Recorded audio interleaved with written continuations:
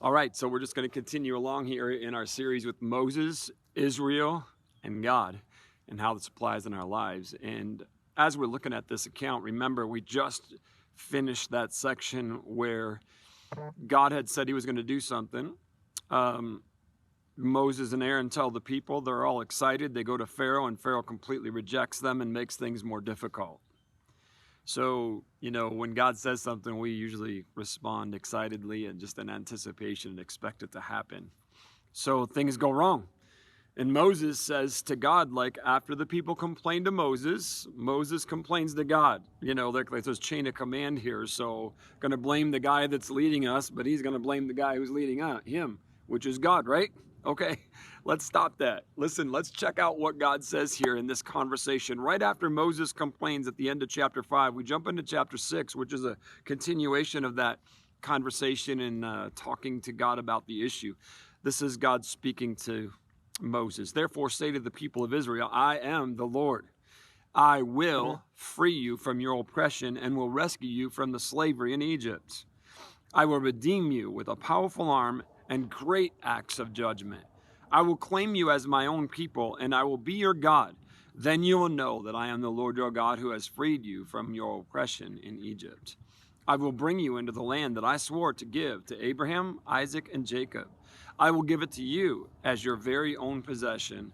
I am the Lord. Okay, a couple things here. First off, God doesn't answer the whining. God doesn't respond to the complaining. What God does is reaffirm what he's already said. So I love that fact because God's like, here's the thing. I'm God. I'm doing this. I already said I'd do it. I'm going to do it. But listen, we have a little clue here, but oftentimes we miss all of the context of what God says because we don't see it the way he does. God said this, I will redeem you with a powerful arm and great acts of judgment, plural. So God has said something to Moses to tell to his people, like, hey guys, this is going to be a little while. I'm doing something. I am good to my word. I'm going to make it happen.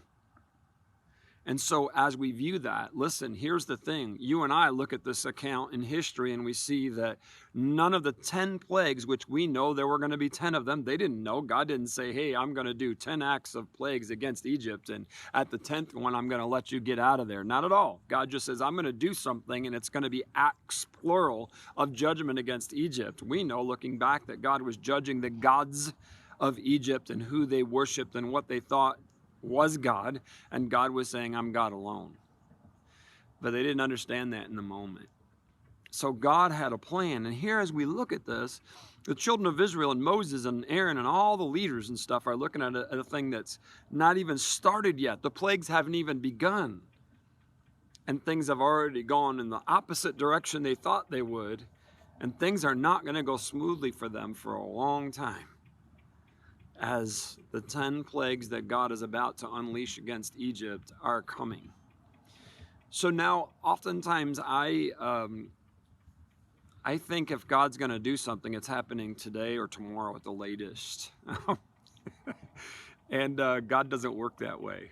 And sometimes I only hear what I want to hear. I mean, not that I'm trying to ignore God, but you understand what I mean? Like when I just read that to you, I will redeem you with a powerful arm and great acts of judgment, the plural. I can tend to read over those things and saying, yes, God just reaffirmed this is going to happen. So now, even though it didn't happen yesterday, it's going to happen tomorrow, instead of just being patient and waiting on God. So I want you to hold fast in the midst of whatever you're going through. Know that God is good to his word. God will do what God says he will do. You and I sometimes, maybe I won't blame you, I'll just say Dave, sometimes gets impatient and thinks that things should have already happened. So today God is teaching us to just listen. He's good to his word. He's good to his promises. Just hold on. Let's be his church.